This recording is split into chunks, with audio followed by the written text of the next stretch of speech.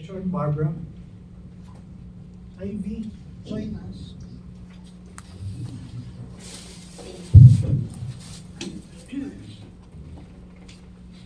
Mr. Haldane, how do you measure your love for the Philippines? And I want to know if that question is important for you. How do I measure it? Yes, and the other one is, this is another question. It's about assimilation or being a Filipino. Is it, um, because you're a journalist, and I know some journalists are, we keep going from one place to another. We call it parachute journalists. That's right. And then we cover the event. In my case, I would go around, to other places, I see the airport, the destination, and go home. Right, right. But you've done something different, and you've married a Filipina. So I want to find out if there is some kind of assimilation, and I want to know how an American in modern times become assimilated to the Philippine culture. Yeah. And of course, the Pooh story is a very good story, but theoretically, in terms of talking about it, how is your assimilation apart from the pancit and the food, and of course, you said you were so thankful. Yes. Because it seems that the Philippines is a place for old people. Yeah, Yes, that's so right. I want your take on those two questions On about your assimilating. measure of love and assimilation, or if that kind of love is still important nowadays. The love of the place, you mean? Love of the culture. The culture, the Filipinos, because everything, the place, the Filipinos. Okay. Well, let me start with assimilation. Excuse me. Let me start with the question on assimilation. I can't say it's been easy, there have been many challenges, and a lot of it just has to do with convenience. Where I come from, California, we can get whatever we want when we want it. If you hire somebody to do a job, they do it, and they show up every day until the job's done, and then you pay them and you say thank you, and that's that. Not so easy in the Philippines, and I know when we were building our house, I would have the experience where we basically had a whole crew working for several years on our house. We were supporting these people, and some Mondays, we'd wake up and they just weren't there. And I'd say, Ivy, is it a holiday? He'd say, no, not that I know of, So we'd wait a couple of hours, nobody's there. And so, then we'd call up the foreman and he'd say, oh, sorry, it was a fiesta in their barangay last night. And, they drank a little too much, so, sorry. And then, 3-4 days later, they would show up. And that took a lot of getting used to. In the States, you do that, you're fired. That's it. You lose the job. Here, it's not quite that simple. And so I've had to learn to adapt in that way, to dance a little bit with the culture, to change my expectations as far as how quickly and efficiently things get done, how available things are. And it's still, I'll be honest, it's still a challenge for me. I'm not entirely there. I think I'm a lot better now than I was a few years ago when I first came here. But I still have days where I go, what? What am I thinking? So that's been and there are, in general, as I've said, the people are very warm and loving, and there's a kind of a faith that people have here in the goodness of the world, and the fact that, as I said, as my wife said, the day I got laid off, everything will be just fine. And that's kind of a double-edged sword in a way. It's wonderful, and that I love it, I emulate it, I want to be more like that. I love that my wife is like that, so optimistic, and that everyone here is, most people. But there's another side to that, there's a kind of you know, everything will be okay, so we don't have to do anything about it, you know? And that can be crazy making, you know, where, you know, things aren't always okay, and sometimes, you know, you need to do something about it. You need to be more assertive about making things happen the way they should happen, at least from an American point of view. That's how I look at it. But I think a lot of Filipinos sort of see that as kind of obnoxious and, you know, overbearing. My wife and I, in our relationship, have come to a nice, I think we have a good compromise now. You know? She kind of gets me and I get her. And I think more and more that's the way it's becoming for me with the country in general.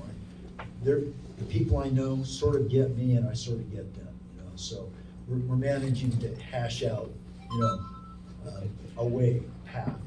As far as the question about love goes, yeah,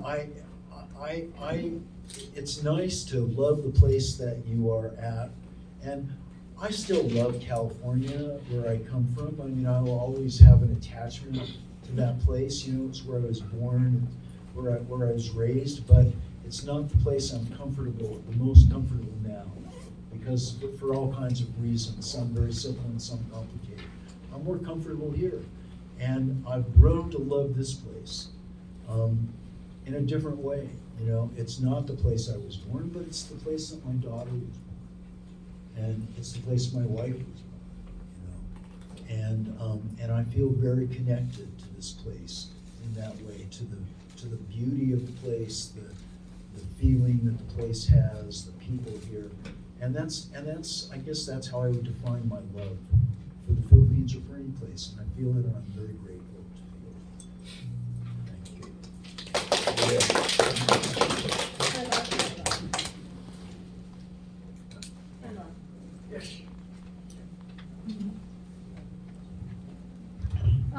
Of course, you know the intertwined relationship between the U.S. and the Philippines. Yes. And sometimes it's a love-hate, Yes, love, love-hate. hate. We don't know. Definitely. And as a journalist, of course, this is something that does not escape you. Yeah. So my direct question is, how do you relate to that Well, that's relationship between the Philippines and that's the United yeah. States? That's a very good question, and you're right, I'm very aware of that. And of course, I like it better when the relationship is good. And in general, I will say that most Filipinos have a great, seem to me to have a great affection for America, and seem to more than not, you know. But as you allude to, there have been times in recent years when that relationship has been strained for various reasons, and when that happens, although I understand the reasons, and I get it. I mean, this is a country with a past of colonization and so forth, so it's complicated, and the U.S. and the Philippines has a very complicated relationship. So in general, when things are strained, it makes me sad, and I'm happy when things seem to improve, that I feel better about it. In general, I would like the Philippines, and I hope that the Philippines will continue to have a good relationship with the U.S., but it needs to be a relationship based on mutual respect, mutual self-interest, and not for the benefit of one and not the other. And that's how I would judge these things. And as long as that's the case, then of course there should be a good relationship. But not just with America, with many countries, you know. But it should always be based on mutual respect and mutual self-interest. That's my bottom line. Thank you. We have a question from Leo. Good afternoon, I'm Leo Mendiola from OOU.ph. First of all, congratulations, David, for the book. I think there's a lot of foreign authors in the Philippines who shares their love and their personal experience. So thank you. So due to technological advancements, we do have ebooks and audiobooks now. I'm just curious if there are any plans to venture into that. I'm sorry. Ebooks and Ebooks. audiobooks. Ebooks. Well, this book actually is available already as an ebook on Amazon, And that's a good way to read it. I'm told that Filipinos in general are not that into ebooks and more into paperbacks, is what Patrick keeps telling me. So the paperback is available on Lazada, but not the ebook. However, if you are a Filipino who likes ebooks, you can get it on Amazon. It's cheap and very easy to download. And there's also another area that I'm kind of venturing into, which is audiobooks. I've become a reader of audiobooks. You know, at my age, my eyes aren't what they used to be. It's a little hard to read books. I love audiobooks. I download them, I listen to them when I'm doing other things. And my first book, which was published in 2015, is in audio on Amazon also. And I actually did it myself because, you know, at the time I worked for a radio station, and I have a little bit of background in broadcasting.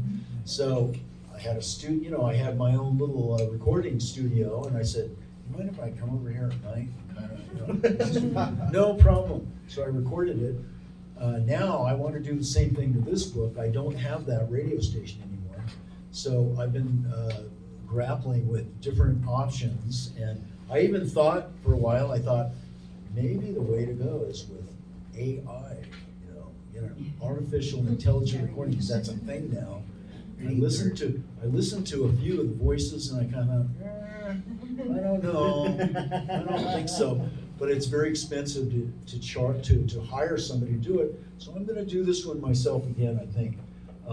But I got to set up a studio in my office at home. So I've ordered a microphone, and it's on the way.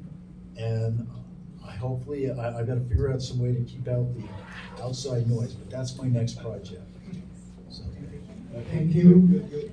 Here, James. Hi, my name is James. Congratulations on your book. I just have a question regarding your adjustments, because when I read the book, it's like there are some experiences that you have that, say, you have a different experience when it comes to the US and here in the Philippines. So, since there are a really big difference of the culture and way of living, how did you manage to adjust on your first few years here in the Philippines? well, that's a lot of the book is about that. I don't know. I think the way you adjust is by not being too set in your ways and being open to new experiences, and that's harder for some people than others. It's not easy for anybody, especially at a certain age. You tend to get set in your ways. But I think that being a writer, I've always been curious. That's a natural part of who I am. I'm always interested in new experiences, always have been. I'm a journalist, that's what journalists do. And I think that that's helped me adjust by being open to learning new things and changing my views of things and just being open to new experiences. And I would say that's the advice I would give to anybody. I mean, like I said before, it's not always smooth, it's not always easy, and I certainly have had some rough adjustments that I've had to make. I'm fortunate to have a very understanding wife who has helped me very much in that regard. And that's what I can say about it. You have to. It's a certain frame of mind that it helps to maintain whenever you can, and that is openness to things being different from what you're used to. Thank you. Yes, Lindy. Hello, David. Congratulations on your book launch. Thank you. My name is Lindy, and I'm with my partner, Mike Potentiano, through the invite of Patrick. I was just curious, because the tooth in my popsicle is on chapter 33, Yeah. and you used it as the title of the book. Yeah. Why this? Well, have you read that chapter? You haven't read it yet? Yeah. Okay. Well, I just thought it was just an intriguing title. No, that chapter, I'll tell you a little bit about that chapter. That chapter happened when my wife and I were out eating one day and eating dessert, like a popsicle, a frozen dessert. and I bit into it, and there was something hard. It was like, crunch. Oh my God, what's that? And I pulled it out and I opened it up and I said, oh my God, there's a tooth in my popsicle. You know? And my wife very wisely said, well, maybe you should check your mouth.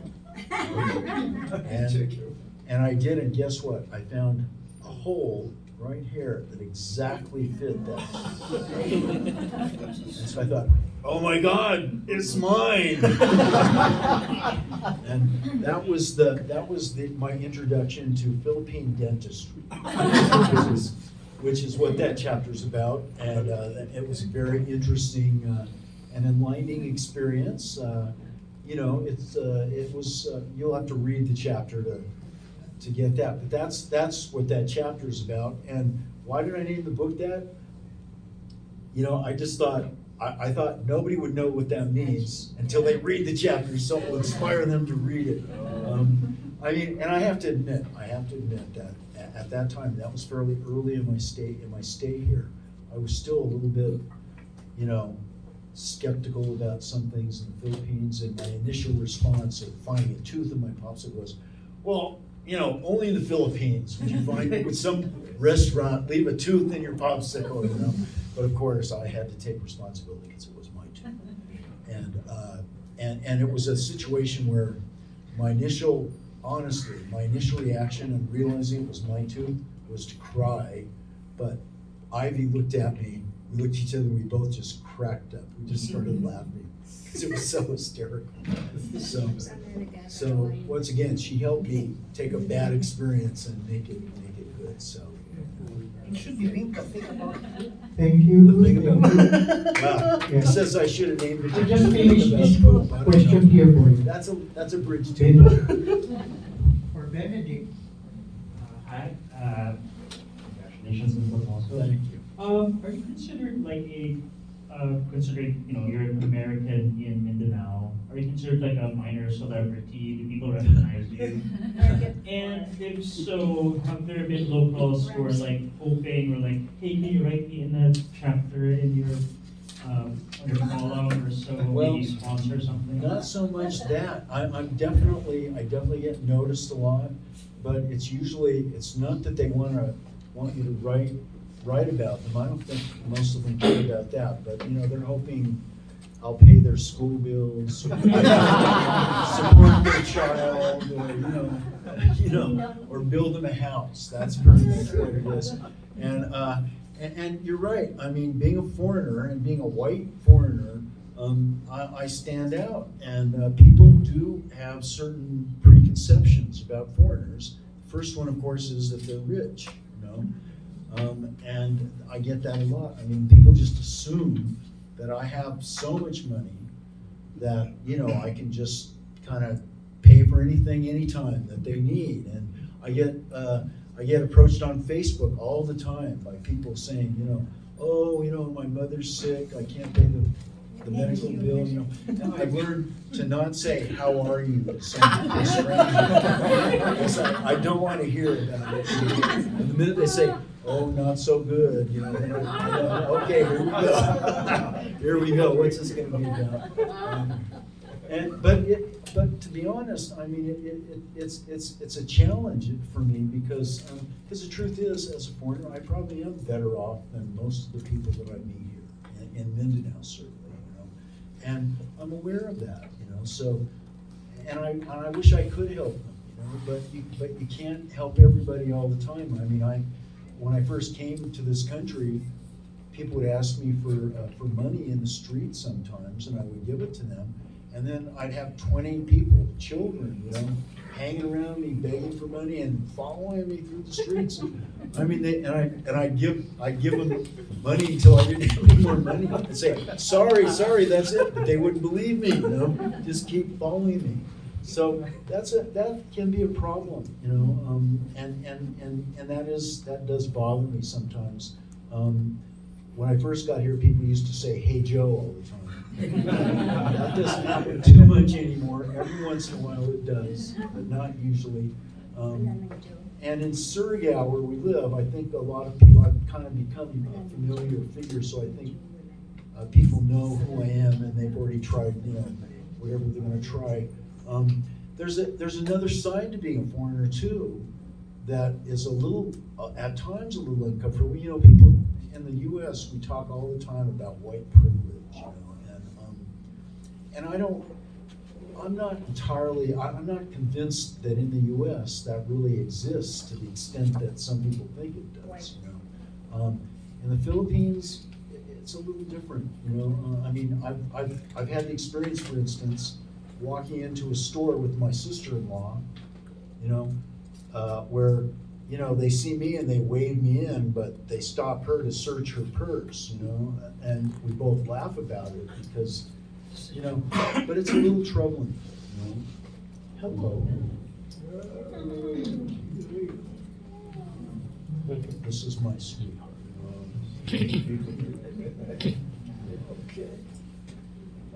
So I'm aware of those things, but you know, again, it's a double-edged sword. You know, sometimes it really bothers me. Sometimes it's a little embarrassing, but you know, it's a fact of life. And wherever you live, there's going to be prejudices, and there's going to be people that see you in a certain way, and that's just human. And I've come to accept that. You know, that it's kind of the human condition.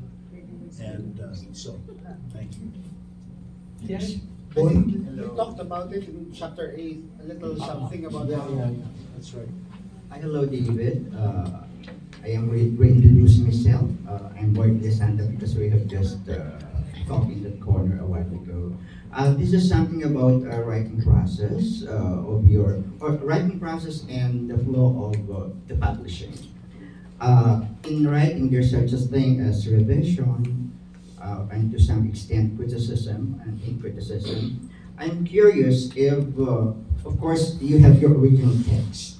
Okay, then of course this book is a collection of your columns in Mindanao Daily Star, Daily Star Gold, Mindanao something. Gold Star Day. Yeah. So what I'm curious about is in your submission of the manuscript to your editor,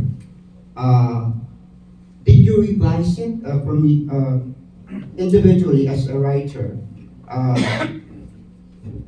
Of course, you submitted your story to the paper, and then the editor had his own editing. Did he edit you, or Well, I have to say, it was an intact from the beginning of your manuscript? I have to say that at the Mindanao Gold Star Daily, for my column, and I don't know what it's like for others, there's very little editing. Pretty much it runs as submitted. Now, that said, I do a lot of self-editing, a whole lot, revisions, and that's because, you know, I've been in journalism for most of my life. I'm 74 years old now, so I have a lot of experience, and I have a certain editing process that I go through, and I write something, and then I forget about it for a few hours or a day, and then I go back and I read it, and I can do more now than I ever could as a young person. I am able to read things with a fresh eye, and I also can read it on my phone. I read it's all on the cloud, so I can get it on my phone. I'll wake up in the morning, first thing in the morning, I'll read it again on my phone, make changes. So I go through a very rigorous self-editing process. I don't get a lot of editing from outside. A little more with the book publisher, you know, they do have an editing process. But again, compared to what I used to go through with the LA Times, it's very light. I mean, the LA Times was much more rigorously edited than anybody I work for now. So Yes. I think I've internalized my own editing process. So mostly I'm my own editor nowadays. So in the publishing flow, did you with the permission of the paper that you have written all these essays? Do I have permission? From the publishing from the paper that you have written To all put it this into the book, you mean? And yeah, they're very, you know, this is the Mindanao Gold Star Daily is a regional daily. You know, it doesn't have a huge circulation. I think it's known in a certain area, but I think they're happy to get recognition and to be read outside of Mindanao. So they're very happy to let me publish it anywhere. You know, the book, they were ecstatic about the book. They're happy to have other publications pick it up. I think they like to be credited as, you know, the original source, but they're perfectly happy to have me. And I even asked them, I even asked the editor, you know, can I do other stuff with this? Said, yeah, go for it. They're happy. Will they get royalty from the sales? I suppose it depends on who publishes it. You know, they're not getting anything from the book, but neither am I. No, they're not getting anything from the book. That's just mine, you know. But I did credit them in the book, and in the introduction and the author's note, credit them as a source for the original source for the stories. And in the acknowledgement, I acknowledged the editors there who published it. So they're getting some recognition, but they're not getting royalties. Thank you. Do I have questions on this side?